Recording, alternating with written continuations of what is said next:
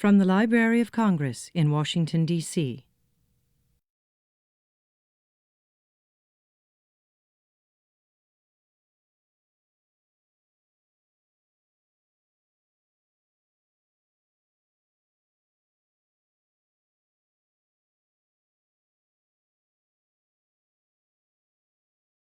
Good afternoon. Can you hear me? Yeah? It's my great pleasure today to introduce to you Cameron B. Strang, the Library of Congress Kislak Fellow in American Studies. I'm Barbara Tenenbaum, specialist in Mexican culture in the Hispanic Division and curator of the J.I. Kislak Collection in the Rare Book and Special Collections Division. It's a good thing that J. Kislak's father asked his son to go south, young man, and open a branch of the family mortgage lending business in Miami, Florida. Mr. Kislak decided he wanted to decorate his office with maps of his new state. But unlike many, he actually read the maps, which led to his lifelong collecting of Floridiana. Dr. Strang's talk today reflects that aspect of Mr. Kislak's interests. I have long argued that we in the United States desperately need an integrated history of our country, and I am truly excited by the topic of the talk today. The only history we learn in K through 12 is the history of whatever state we're then in, and the outline of what was experienced in the power centers, centering mostly on the East Coast down to Georgia. You will see today how little we know about the basic history of Florida, certainly an important state in our nation's history, and the site of its first permanent European settlement, St. Augustine. I have to put in a plug here, where they spoke Spanish, a city that continues to today. Cameron Strang holds a BA from McGill University, an MA from the University of New Hampshire, and is currently a doctoral candidate at the University of Texas at Austin. The title of his dissertation is Entangled Knowledge, Expanding Nation, Local Science and the United States Empire in the Southeast Borderlands, 1763 to 1840.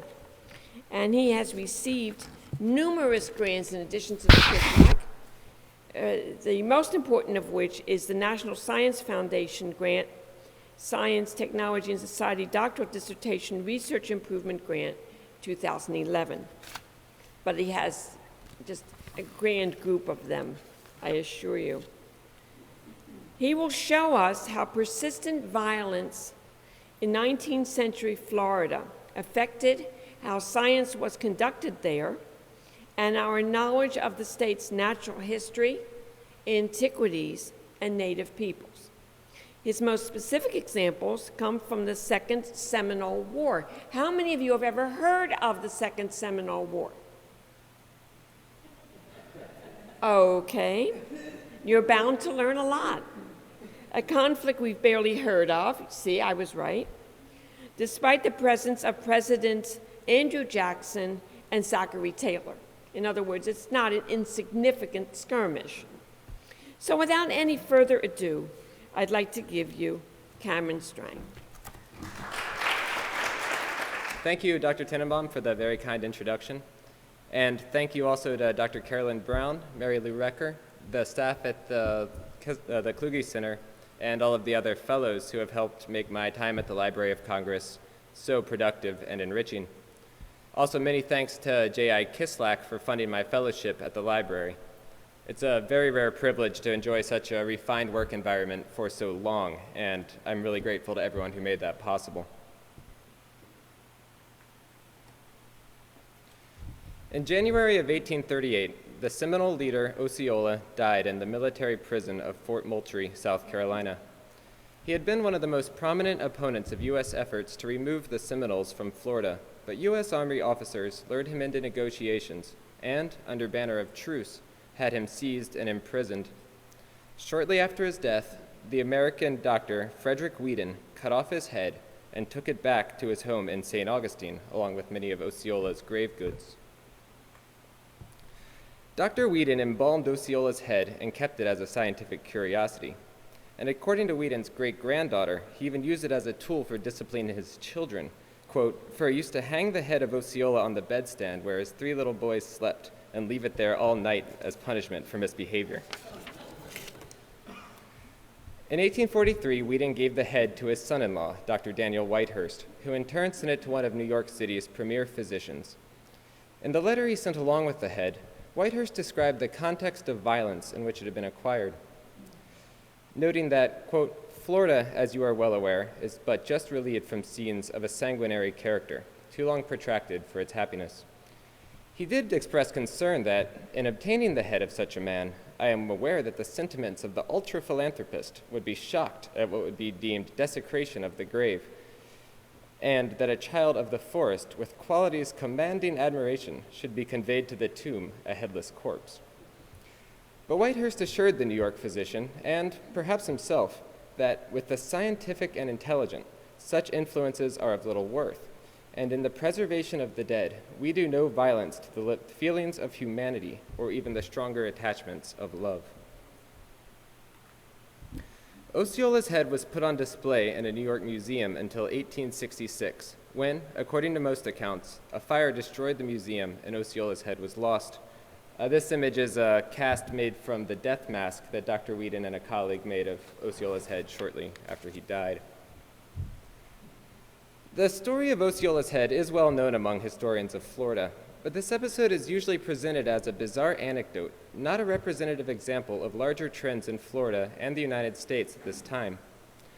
Far from being exceptional, Drs. Whedon and Whitehurst were reenacting a common activity among men of science in Florida during the Second Seminole War.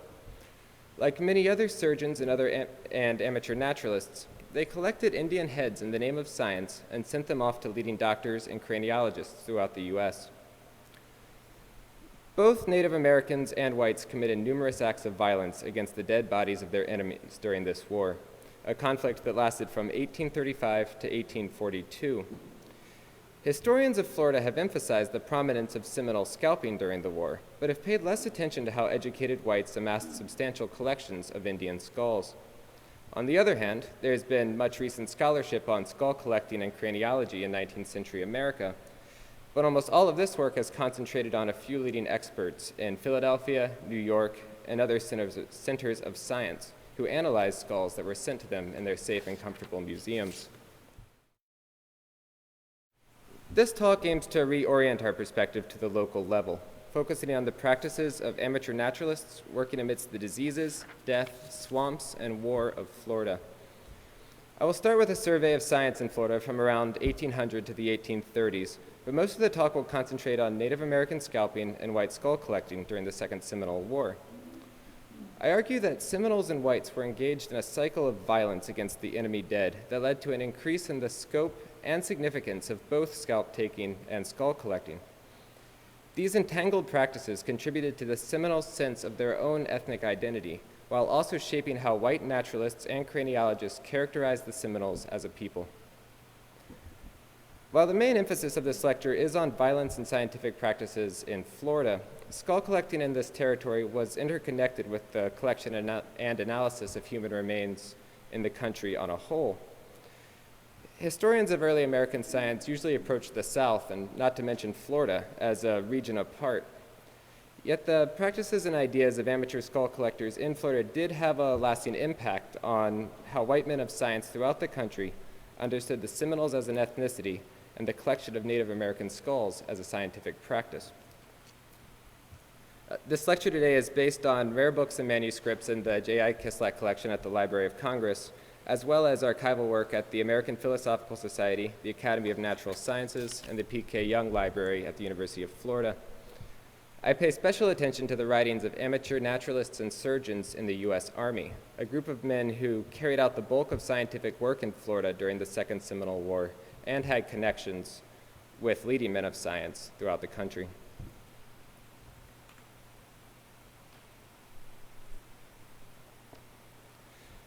I'd like to start with my 30-second version of Florida history to make sure that no one here is completely lost. Spain first explored and colonized Florida in the 16th century, setting up a series of missions and forts with which they hoped to secure their hold on the province and secure its natives, convert its natives. Old World diseases soon devastated the native population, and by the early 1700s, British colonists and their allies had all but wiped out the province's remaining Native American groups through extensive raids in search of Indian slaves. Britain took control of Florida in 1763 and held it for 2 decades, a period in which scientific explorers like William Bartram helped introduce Anglo-Americans to the region's natural history and Native American peoples. Britain returned Florida to Spain after the Revolutionary War, and the Spanish maintained a tenuous control over Florida until ceding it to the United States in 1821. The Seminoles that Bartram described were not the same Indians that the Spanish had encountered in Florida 200 years earlier. The Seminoles were a branch of the Creek Indians who migrated into the Florida Peninsula in the early 1700s, filling the territory left vacant by the destruction of earlier Native American groups. Yet the Seminoles were not at this time an ethnically exclusive group. Other Indians who migrated into Florida, as well as many African and Creole blacks, would affiliate with them as part of their gradual ethnogenesis, that is, they're coming to have a sense of their own ethnic identity as a distinct group. And all of these groups fought alongside each other during the wars of the 19th century. During the last decade of Spanish rule, that is, the 1810s, Florida became a borderland of violence, largely as a result of encroachments by filibusters, patriots, and soldiers from the United States. U.S. whites and Florida Indians fought each other during the Patriot War of 1812, the Creek War of 1813 to 1814, and the First Seminole War of 1817 to 1818, nearly a continuous decade of warfare. As part of their resistance, Seminoles scalped fallen American fighters. Indeed, at least during the Patriot War, they did so with the encouragement of the Spanish government, which offered a bounty to the Seminoles for American scalps. Perhaps surprisingly, men of science from the United States attempted to carry out scientific work in Spanish East Florida during the height of these conflicts, including an 1818 expedition of naturalists from Philadelphia's Academy of Natural Sciences. The members of this expedition were well aware that they were entering a war zone, yet they were initially nonplussed.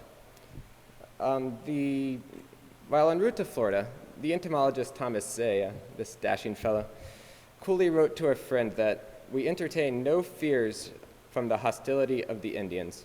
We could even repel the attack of a few of them, as there are 8 souls of us armed with guns and pistols. Say would not let the ongoing wars diminish his excitement at the chance to collect bugs in Florida, which he described as a promised land, not flowing with milk and honey, it's true, but abounding in insects. The expedition members began to panic, however, when a man with a fresh bullet scar on his face told them that warring Seminoles had been seen on a road nearby.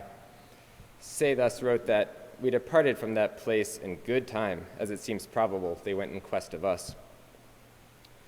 The Philadelphia naturalists soon left Florida and blamed their overall failure to study its natural history on the province's wars.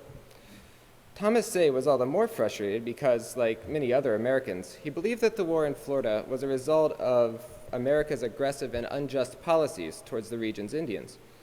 He wrote that, in consequence of this most cruel and inhuman war that our government is unrighteously and unconstitutionally waging against these poor wretches, whom we call savages, our voyage was rendered abortive, and we therefore obtained but very few insects, and these of but little consequence. The devastating wars in 1810's Florida even shaped how the expedition members wrote about the few species they were able to study. It shaped the knowledge they reproduced about the expedition. Soon after returning to Philadelphia, ornithologist George Ord published his observations on the Florida jay in the Academy's journal.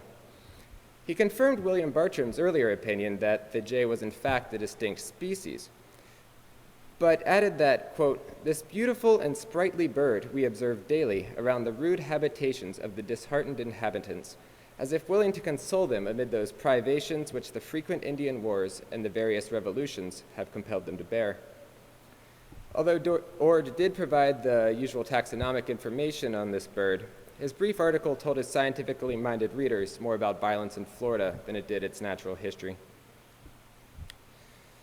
The decade following the transfer of Florida to the United States was one of relative peace, and men of science from the US and Florida collaborated to study Florida's natural history and agricultural potential. Optimists describe the region as fertile ground for natural history work, or as one local put it, the very paradise of botanists. Other naturalists, including the famous ornithologist John J. Audubon, were less impressed. He visited the St. John's region in 1832 and wrote to his wife that, "I have been deceived most shamefully about the Floridas. There is scarcely a bird to be seen."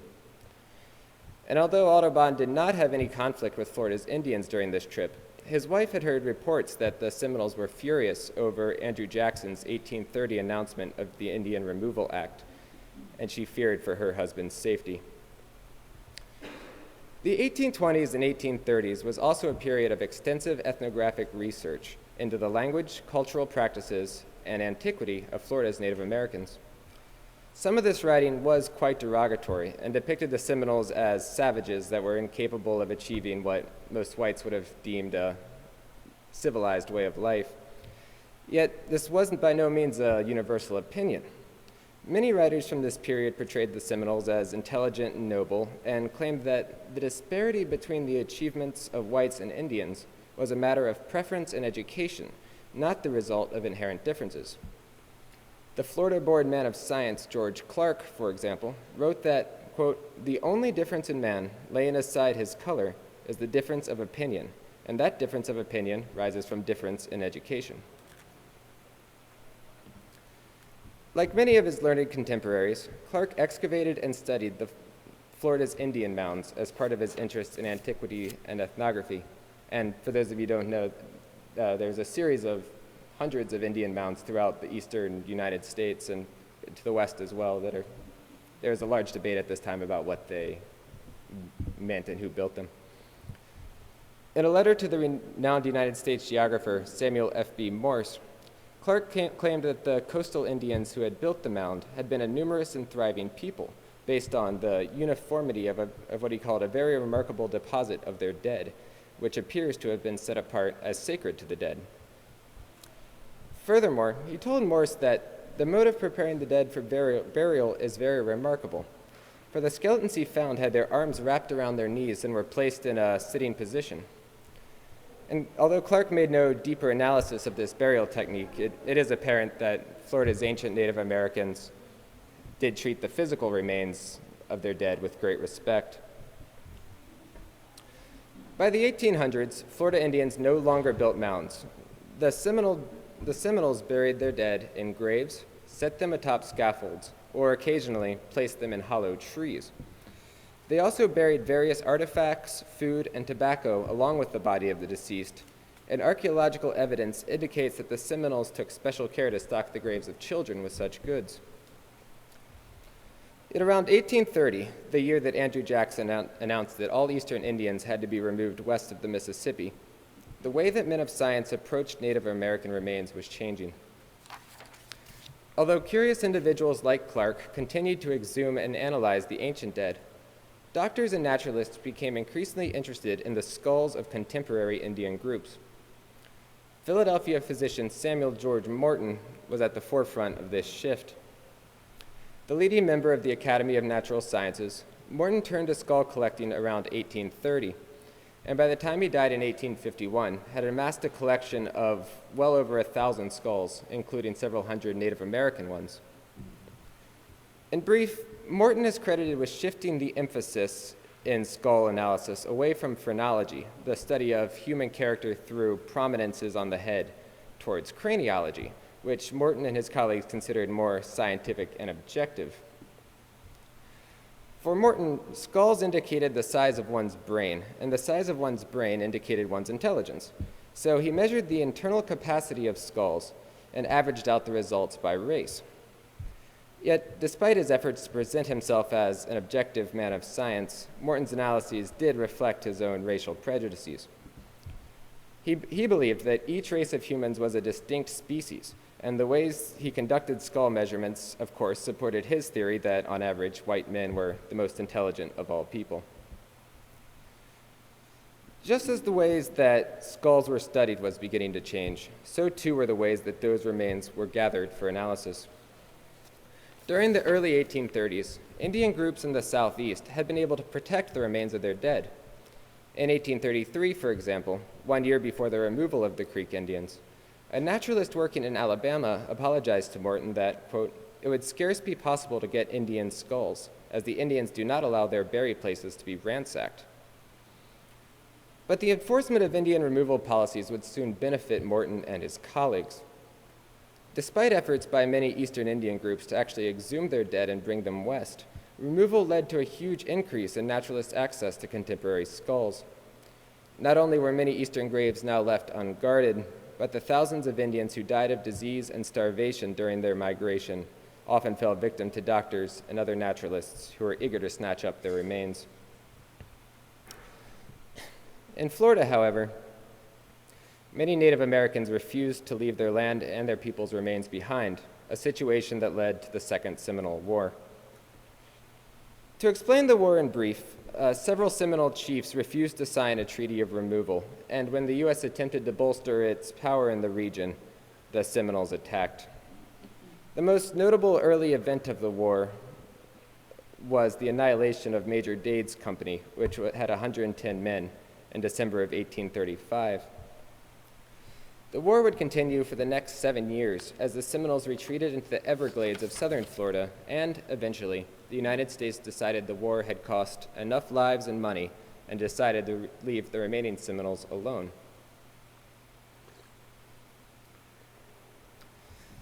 Among the many people killed in Florida during the Second Seminole War were some of the territory's leading scientific experts. One of these was Dr. Frederick Leitner, a German immigrant who had made several natural history expeditions into southern Florida. He was killed while serving as guide and surgeon for U.S. soldiers in the Everglades, a region he may have known better than any other white naturalist at the time. The danger to men of science had become so great that one Charleston naturalist wrote to John J. Audubon in 1836 that, with regard to Florida, nothing will be done for about 2 years. He warned Audubon that even after the main force of Seminoles was eventually defeated, quote, "There will undoubtedly remain many small predatory bands that would make no bones of scalping an ornithologist." Yet, despite the danger and the deaths of some prominent men of science, the war actually did a great deal to augment America's scientific knowledge of Florida. In an article published in the American Journal of Science in 1838, one Army major claimed that the war which has lately been carried on with the Florida Indians has opened the country generally to observation, and its character will hereafter be better, if not well, understood.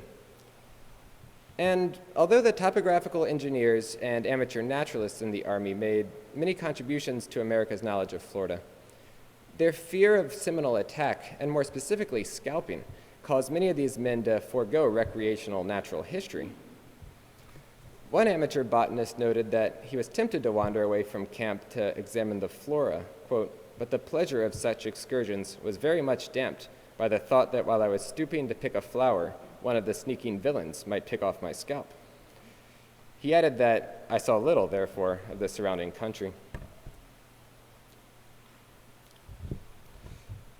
Acts of violence against the bodies of the enemy dead of both sides characterized the war from its beginning. The Seminoles, for their part, often mutilated the bodies of white civilians and soldiers.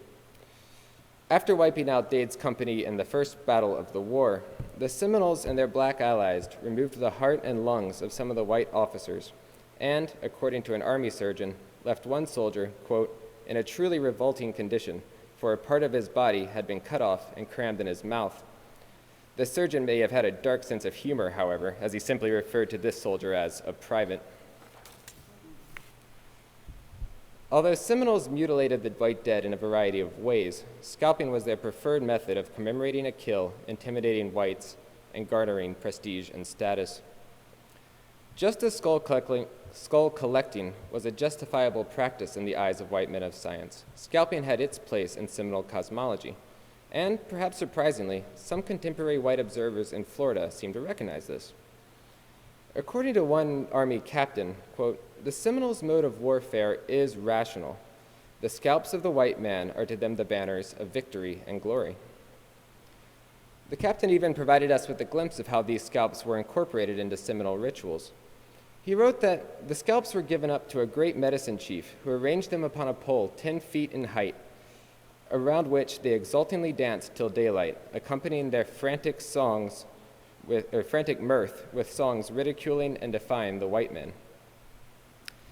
That the Seminoles combined songs defying the white men with scalp rituals evinces how central scalp taking was to their sense of resistance.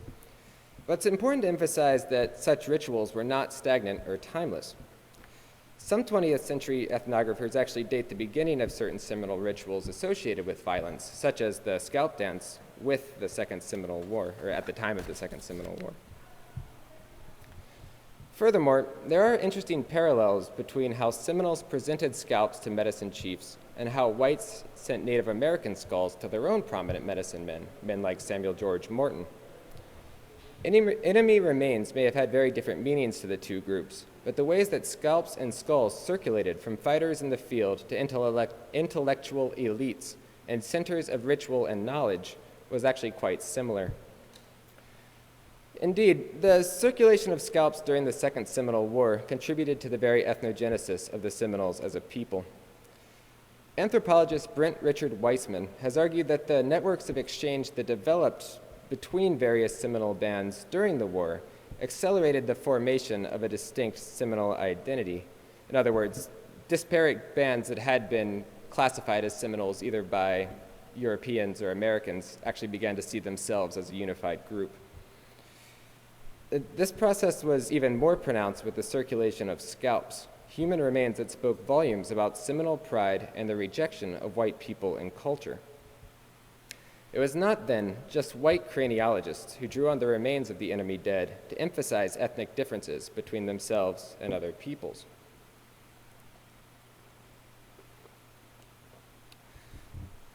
Scalping was not the only way that Seminole violence against the bodies of dead whites paralleled skull collecting.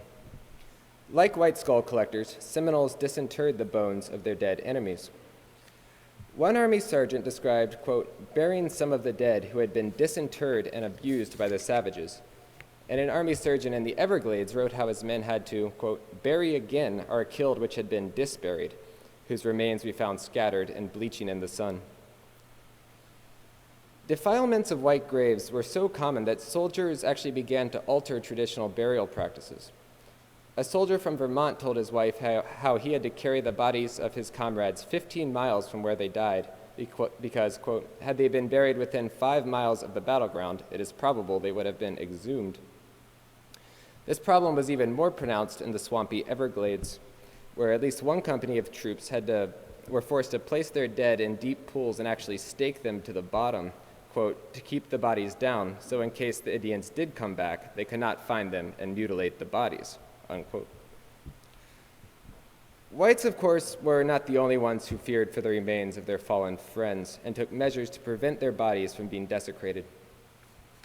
According to one soldier, the Seminoles' determination that neither the killed nor the wounded shall fall into the hands of the whites overrules all other considerations, even the chances of victory and plunder.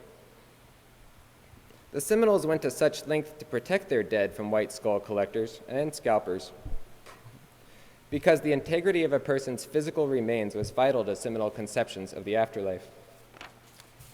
According to the militia officer and amateur naturalist Meyer M. Cohen, quote, the practice of the Indians not to abandon their slain is founded solely on superstition, for they believe that the scalped cannot enter the hereafter hunting grounds, which constitutes their notion of heaven.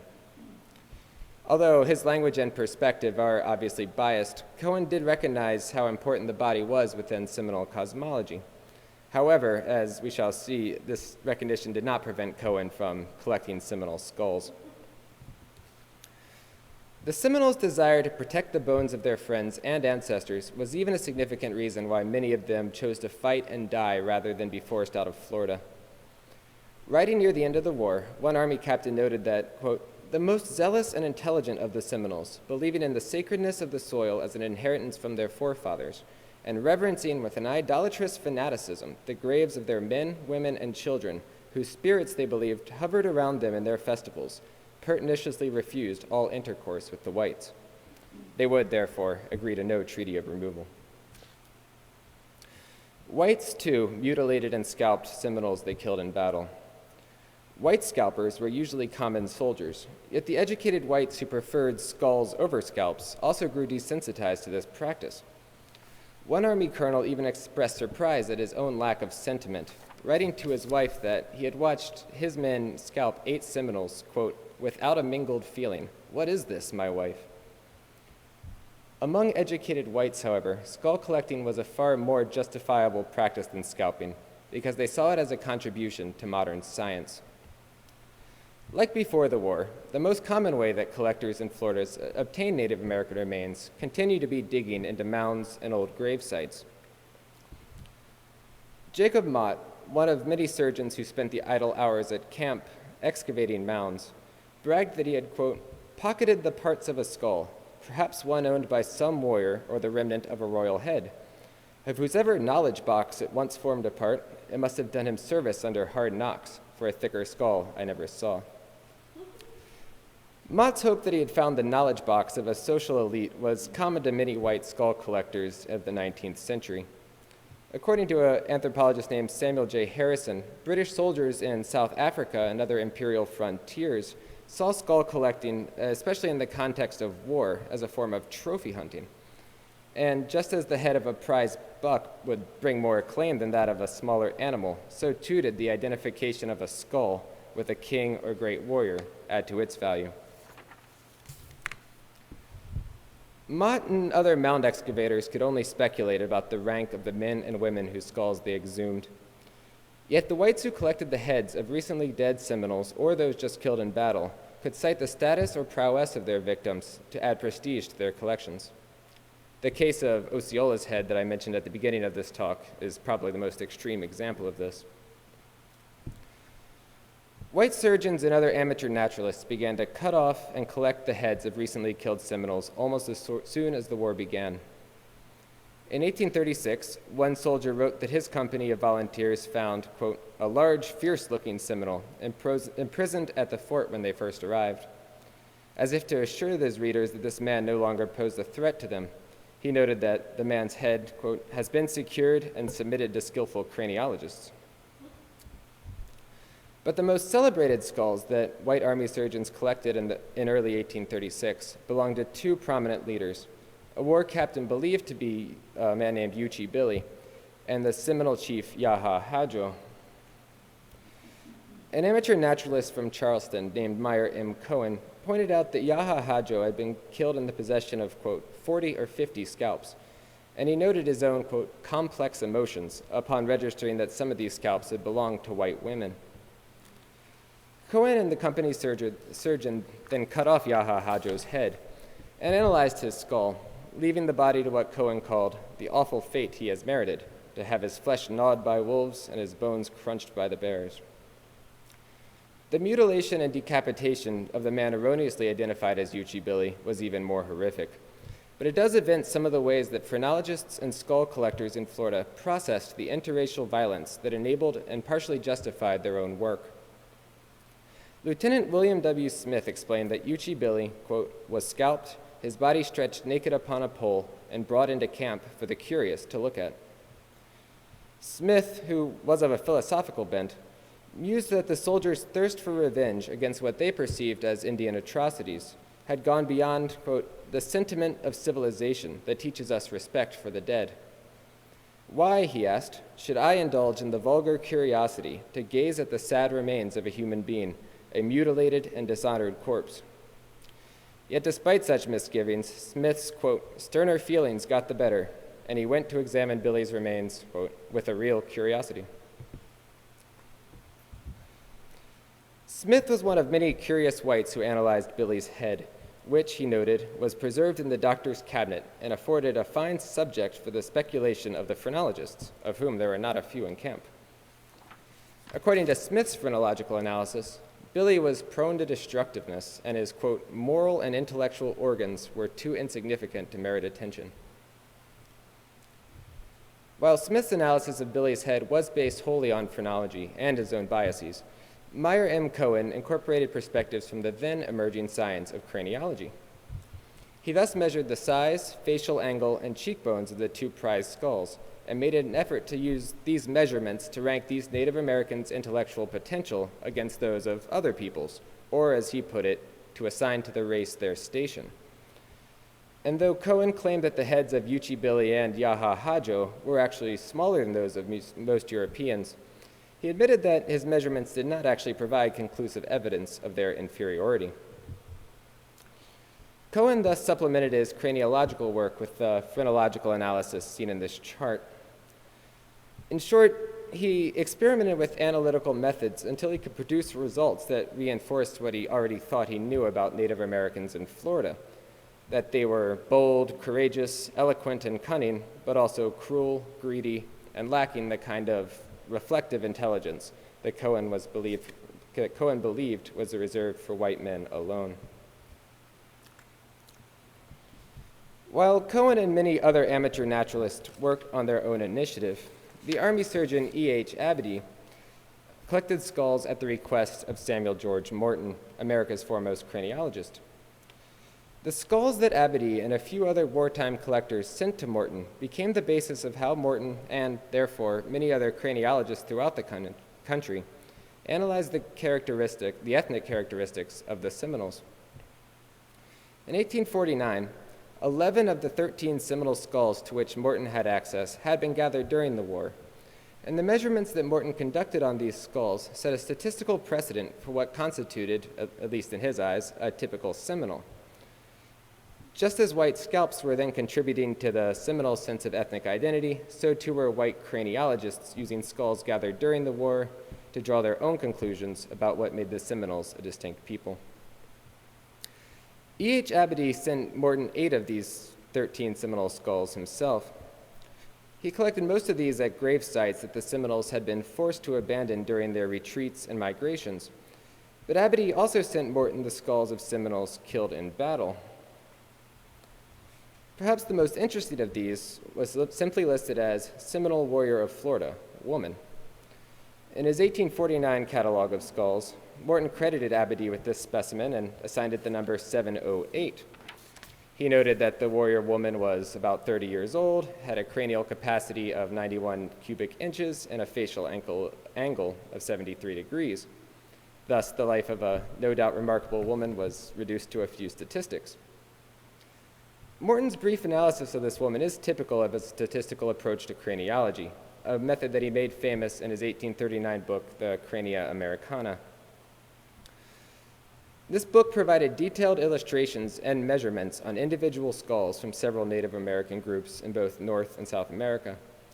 Skulls such as this one, which Abedy had taken off a Seminole warrior of whose history nothing is known, represent how Morton was able to make his analyses seem objective and factual by replacing reports and phrenological speculation with precise measurements. Yet one of the remarkable aspects of the skull collections that Abedy and other whites sent to Morton was that, in many cases, they circulated stories along with the remains. Morton was very interested in stories about the individuals whose skulls he possessed because they could confirm the characterizations supposed by craniological measurements. Yet the stories that accompanied individual skulls reflected, of course, the perspectives of the whites who recorded them. During the Second Seminole War, therefore, the stories often focused on Seminole violence and, ironically, their supposedly barbarous efforts to take scalps from the white dead. One of the best examples of how skulls and stories of Seminole violence traveled together appeared in Morton's Crania Americana. Morton published in full the account of how a particular Seminole had been killed, a story that emphasized the heroism of one Captain Dimmick, who, after having his horse shot out from underneath him, succeeded in dispatching this Seminole and another.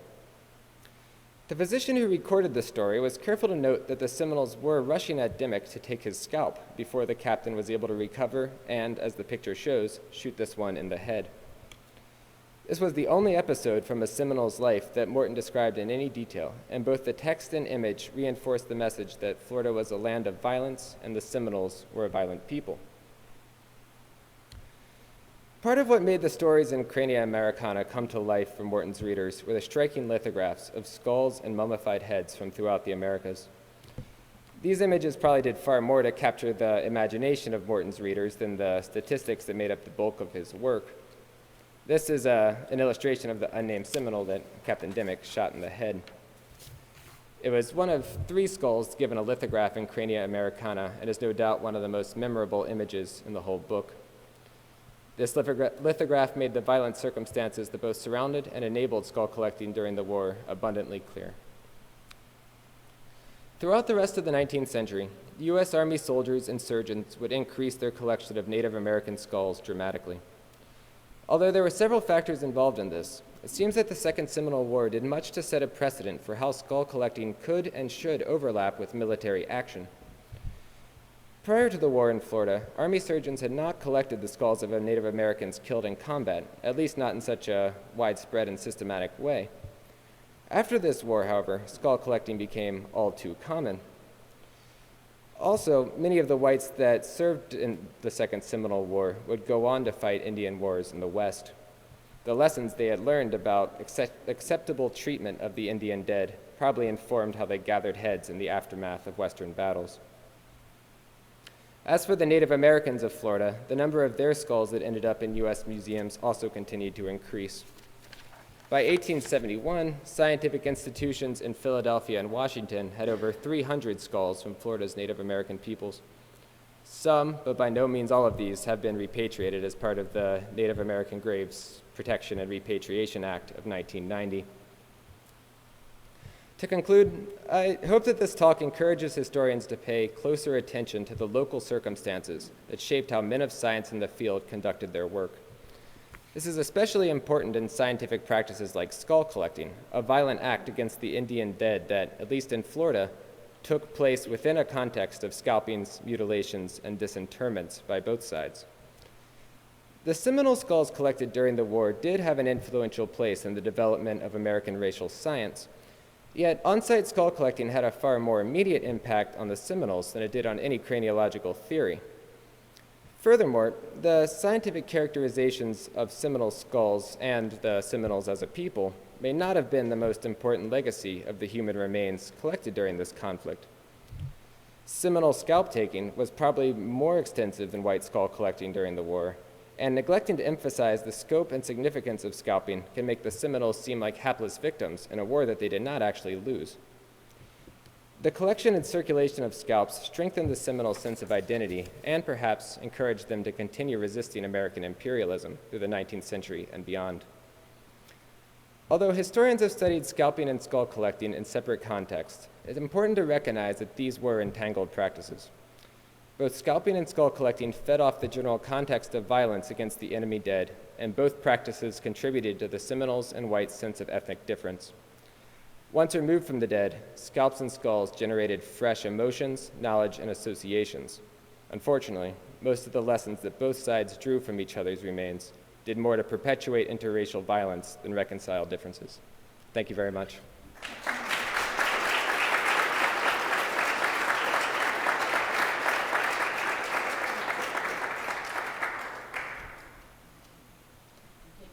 Do we have time? Or we can take a few questions if anyone has any. If you wish to please identify yourself.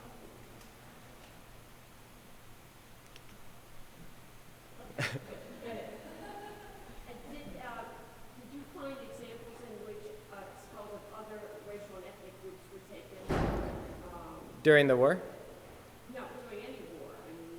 Well, I mean, throughout the beginning around this time, the collection of non-white skulls sort of became ubiquitous, not only increasingly in the U.S. West, but also in imperial frontiers like Australia and Africa and Asia, and also among whites in the sense that criminals and such their bodies were considered forfeit. In terms of white bodies, it didn't really take off until after the Civil War in the United States, when there was such an abundance of the white dead that they were seen as ripe for the picking in some ways.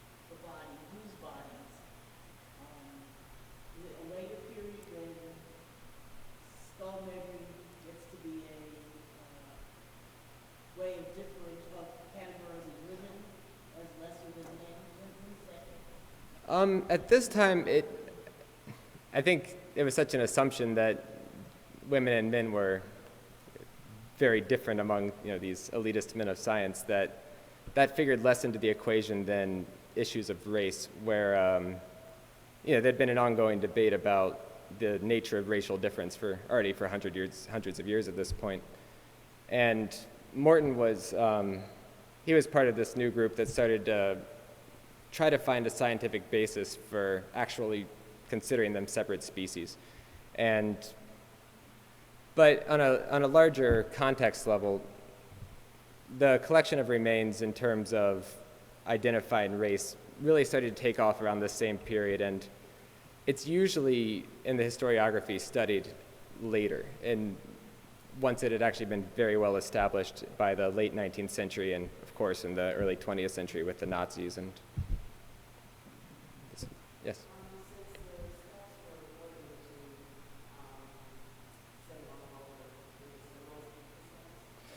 Yes, there's actually pretty, technologically advanced preservation methods in how they were, I don't want to get too gory, but like after being removed, they were stretched out on hoops and dried, at which point they would be painted and decorated in specific ways. And, sounds a little coarse, but at which point they sort of became a piece of leather and would last a very long time and became important ritual objects.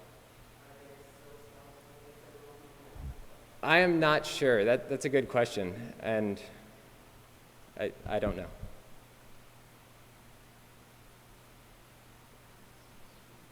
Anyone else?